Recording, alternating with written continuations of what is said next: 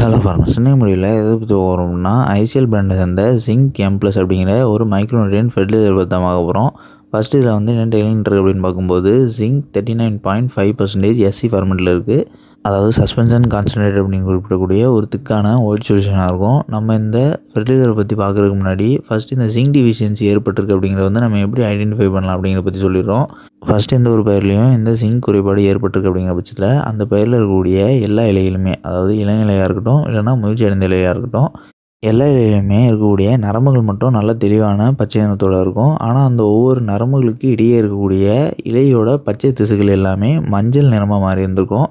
So இந்த மாதிரி அறிகுறிகள் தென்பட்டுச்சு அப்படின்னா அது வந்து துத்தநாக குறைபாடாக தான் இருக்கும், அதாவது ஜிங்க் குறைபாடாக தான் இருக்கும்.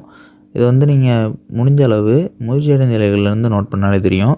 எதனால் அப்படின்னா, இப்போது ஒரு செடியில் இருக்கக்கூடிய ஒரு கொப்பில் ஓரிரு இலைகளில் நம்ம சொன்னது மாதிரியே நரம்புகள் மட்டும் பச்சையாகவும் அதற்கு இடையே இருக்கக்கூடிய பச்சை இலை வந்து மஞ்சள் நிறமாகவும் மாறி இருந்துச்சு அப்படின்னா, அதுக்கு பிறகு புதிதாக அதில் துளிர்விக்கக்கூடிய இலைகள் எல்லாமே இதே மாதிரி தான் துளிர்விக்கும், அதாவது இந்த ஜிங்க் குறைபாடோடையே துளிர்விக்கும். ஸோ இதை வச்சு நம்ம இன்னும் சுலபமாக ஐடென்டிஃபை பண்ணலாம். அண்ட் இது வந்து இந்த ஜிங்க் குறைபாடை நம்ம சரி செய்யாமல் இருக்கிற பட்சத்தில் நாளடைவில் இது இன்னுமே தீவிரமடையும், இந்த அறிகுறிகள் வந்து இன்னுமே தீவிரமடையும்.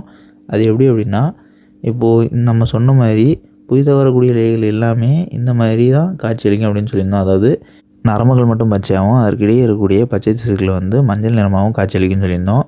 அண்ட் இது வந்து தீவிரமடைய அதில் வரக்கூடிய புதிதாக வரக்கூடிய இலைகளுமே இதே மாதிரி தான் இருக்கும். ஆனால் என்ன ஒரு டிஃப்ரென்ஸ் அப்படின்னா, அந்த புதிதாக வரக்கூடிய இலை வந்து சாதாரணமாக வரக்கூடிய இலையோட முழு சைஸ் வந்து வராது. அது அந்த இலையோட அகலமாக இருக்கட்டும் இல்லைனா வளர்த்தியாக இருக்கட்டும், இந்த ரெண்டுமே இந்த ஜிங்க் குறைபாடு இருக்கிறதுனால இலை வந்து ரொம்ப சிறிய இலையாக காட்சியளிக்கும். அதாவது இதுவரை அந்த செடியில் வராத அளவுக்கு இலைகள் வந்து சைஸில் வந்து குன்றி காணப்படும். ஸோ இந்த ரெண்டு சிம்டம்ஸும் சேர்ந்து அக்கறாச்சுன்னா, அதாவது முயற்சி அடைந்த இலைகளில் நம்ம ஏற்கனவே சொன்ன மாதிரி நரம்புகளுக்கு இடையே மஞ்சள் நிறமாகவும், அதேமாதிரி புதிதாக வரக்கூடிய இலைகள் வந்து ரொம்ப சிறியதாக இருந்தும் அதுலேயும் இதே மாதிரி நரம்புகளுக்கு இடையே மஞ்சள் நிறமாக இருந்துச்சு அப்படின்னா இது வந்து கண்டிப்பாக ஜிங்க் டிஃபிஷியன்சி தான் அப்படிங்கிறத வந்து நம்ம உறுதிப்படுத்திக்கலாம். அண்ட் இன்னொன்று, இந்த மாதிரி ஓரிரு இலைகள் வந்து சிறியதாக வரும் அப்படிங்கிறது மட்டும் இல்லாமல் இதோட தீவிரமான அறிகுறியும் இருக்குது. அது என்னதுன்னா, இப்போ 4-5 கொப்புகள் துளிர்க்கக்கூடிய இடத்துல அந்த துளிர்க்கக்கூடிய கொப்புகள் எல்லாமே ஒரு அளவு உயரம் வளர்ந்து போகாமல் துளிர்வித்த இடத்துலையே இந்த ஜிங்க் குறைபாடோட அறிகுறியோட கொப்புகள் எல்லாம் ஒரே இடத்துல மொத்தமாக நின்றும். அதாவது கொண்டை வளர்ச்சி ஆகாமல் செடி வந்து மொத்தமாகவே வளர்ச்சி கொண்டு காணப்படும். இது வந்து எந்த சமயத்தில் ஏற்படும் அப்படின்னா, ஆரம்ப நிலையிலேருந்து அந்த ஜிங்க் குறைபாடை நம்ம சரி செய்யாமல் தீவிரமடைய விட்டால், அதாவது அந்த பயிருக்கு கிடைக்கக்கூடிய ஜிங்க் ஊட்டச்சத்தே கிடைக்காமலே நம்ம விட்டு பயிர் வந்து நாளடைவில் வளர்ச்சி கொண்டிரும். ஸோ இந்த டைமில் தான் இந்த மாதிரி சிவியரான சிம்டம்ஸ் ஏற்படும். ஸோ இந்த அளவுக்கு போகிற பயிர் வந்து நம்ம இந்த ஜிங்க் குறைபாடை சரி செஞ்சால் தான் அந்த பயிரோட ஆரோக்கியத்தை நிலைநிறுத்தியும் அந்த பயிர்லேருந்து வரக்கூடிய மகசூலையும் பெற முடியும். அப்படி இல்லைங்கிற பட்சத்தில் இதற்கு பிறகு நாளடைவில் பயிரோட வளர்ச்சி குன்றியே இருந்து ஒரு டைமுக்கு அப்புறம் பயிரே அழிஞ்சிரும். ஸோ அது வந்து ரொம்பவே லென்த்தான ஒரு பீரியடுன்னு சொல்லலாம். ஏன்னா இது வந்து ஒரு ஊட்டச்சத்து குறைபாடால் ஏற்படக்கூடிய வளர்ச்சி தாக்கம்.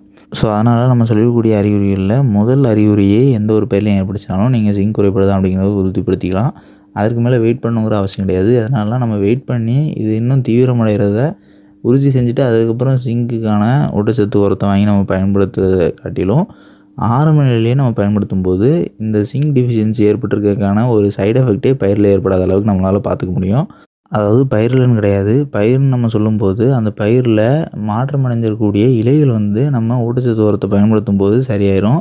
ஆனால் நம்ம சொல்கிறது வந்து என்னென்னா, அந்த பயிர்லேருந்து வரக்கூடிய மகசூல், இப்போ ஜிங்க் குறைபாடு நாளடைவில் அதிகரிச்சுட்டே இருக்கும்போது என்ன அப்படின்னா, அந்த பயிர்லேருந்து வரக்கூடிய மகசூலோட அளவும் சரி, அதே நேரத்தில் அதோட சைஸும் சரி, அதோட நிறமும் சரி, இது எல்லாமே குன்றி காணப்படும். இப்போ பூவகை பயிர்னு எடுத்துக்கிட்டோம்னா காம்பு சிறியதாக இருக்கும், மொட்டோட சைஸ் வந்து சிறியதாக இருக்கும். இதுவே காய்கள் பழங்கள்னு எடுத்துக்கிட்டோம்னா அந்த காய்களோட வளர்ச்சி வந்து ரொம்ப சிறியதாக இருக்கும். கம்பேர் டு ஒரு ஆரோக்கியமாக இருக்கக்கூடிய பயிர்லேருந்து வரக்கூடிய காய்கள் பழங்களை காட்டிலும் இந்த ஜிங்க் குறைபாடு அதிக அளவு ஏற்படக்கூடிய பயிர்லேருந்து வரக்கூடிய காய்கள் பழங்களோட சைஸ் வந்து 2 மடங்கு குறைவதற்கான வாய்ப்புகள் இருக்குது. அதாவது ஒரு 100 கிராம் ஆரோக்கியமான பயிர்லேருந்து வரக்கூடிய எடை இருக்குது அப்படின்னா இதில் வந்து 50 கிராம் அப்படிங்கிற அளவில் வரதுக்கான சான்சஸ் அதிகமாக இருக்குது. இது எப்போ அப்படின்னா, ஆரம்ப நிலையில் ஜிங்க் குறைபாடை நம்ம சரி செய்யாமல் அதை ரொம்ப தீவிரமடைய விட்டு அதற்கு பிறகு அந்த பயிரில் இருக்கக்கூடிய மகசூலை நம்ம பறிக்கிற நிலையில். ஸோ அதனால் நம்ம சொல்லக்கூடிய ஜிங்க் டிஃபிஷியன்சிக்கான அறிகுறிகளை ஏற்பட்டிருக்கு அப்படிங்கிறத வந்து கண்டறிஞ்சு உடனே ஜிங்க் டிஃபிஷியன்சிக்கான மைக்ரோநியூட்ரியன்ட் ஃபெர்டிலைசர் வாங்கி பயன்படுத்துங்க. அண்ட் நம்ம சொல்லக்கூடிய இந்த ஐசிஎல் பிராண்டை சேர்ந்த ஜிங்க் ப்ளஸ் அப்படிங்கிற ஃபெர்டிலைசரையும் பயன்படுத்தலாம். இப்போ நம்ம வந்து இந்த ஃபெர்டிலைசரை பற்றி பார்த்துடலாம்.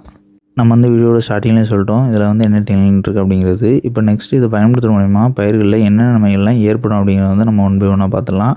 ஃபஸ்ட் நம்ம சொன்ன மாதிரியே ஜிங்க் டிஃபிஷியன்சி ஏற்பட்டுச்சுன்னா என்ன ஆகும்? பயிரோட வளர்ச்சி வந்து நாளடைவில் கொண்டுரும். அதற்கு பிறகு அதுலேருந்து வரக்கூடிய மகசூலோட அளவாக இருக்கட்டும், இல்லைனா தரமாக இருக்கட்டும், இல்லைனா நிறமாக இருக்கட்டும், இது எல்லாமே ரொம்பவே குன்றி காணப்படும். ஸோ இந்த மாதிரி எல்லாம் ஆகாமல் தவிர்க்கிறதுக்கு நம்ம இந்த ஜிங்க் நுண்ணூட்ட சத்து உரத்தை பயன்படுத்துகிறோம்.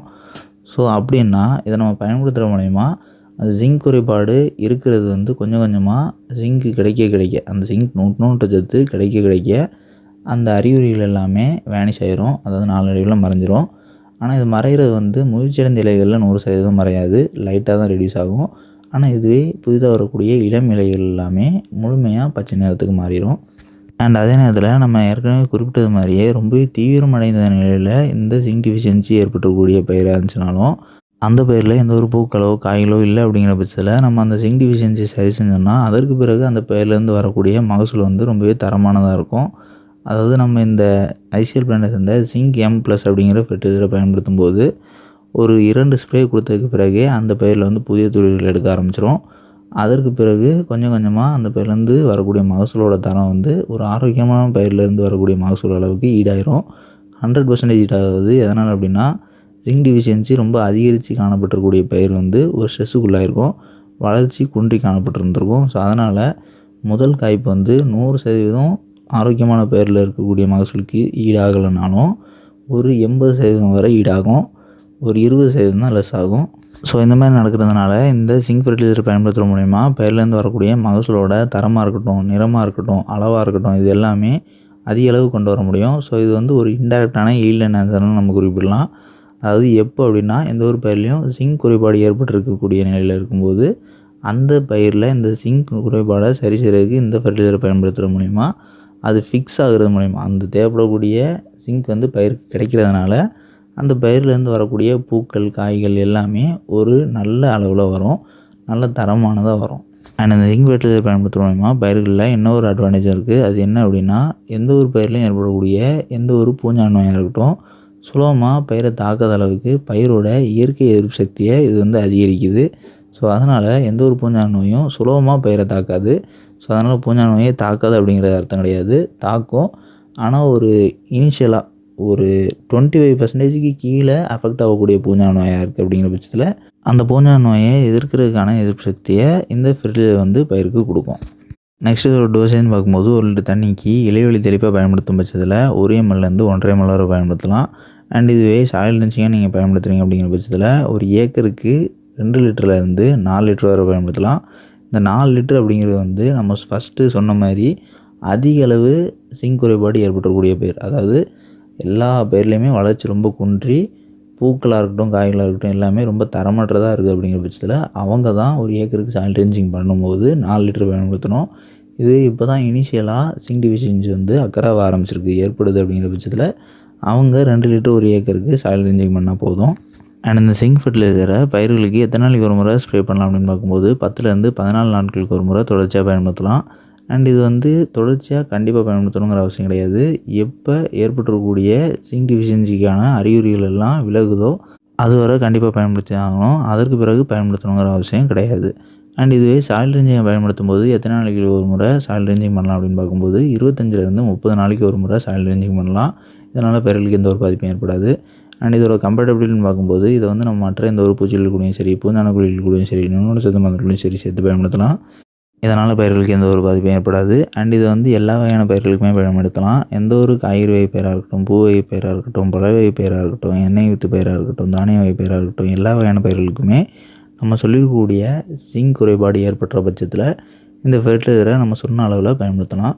அண்ட் இதோட ப்ரைஸ்ன்னு பார்க்கும்போது இதோட 1/4 லிட்டரோட விலை வந்து அப்ராக்சிமேட்டாக 380 ரூபாயிலேருந்து 400 ரூபாய்க்குள்ளான விலையிலையும், 1/2 லிட்டர் வந்து 550 ரூபாயிலேருந்து 790 ரூபாய்க்குள்ளான விலையிலையும், 1 லிட்டர் வந்து 900 ரூபாயிலேருந்து 1300 ரூபாய்க்குள்ளான விலையிலையும் ஸ்டோரில் அவைலபிளாக இருக்குது.